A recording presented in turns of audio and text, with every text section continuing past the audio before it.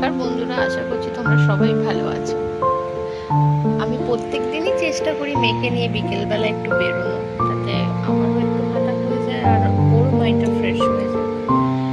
এটা আমার ডেলি রুটিনের ভেতরেই পড়ে। ও যখন ঘুম থেকে ওঠে কখনো 4টে, কখনো 4:30, আবার কখনো 5টা, কখনো 6টা। যেদিনকে 6টা 6:30 বেজে যায় সেদিনকে আর নিয়ে বেরোই না।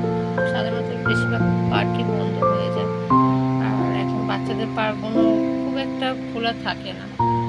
তো সেই কারণে যদি তাড়াতাড়ি কখনো 4:30, 5:30টার ভেতরে যদি উঠে যায়, ওকে জামা কাপড় পরে রেডি করে ওর গাড়িতে করে নিয়ে ওকে আমি পার্কে নিয়ে যাই। সুইংগুলো চড়তে আমার মেয়ে খুবই ভালোবাসে, প্রচুর ভালোবাসে। এই দোলনা থেকেও নামবে না, কাউকে নামতেও দেবে না। আর যা গরম পড়েছে দেখতেই পাচ্ছ, আমি ঘেমে চলে এলাম।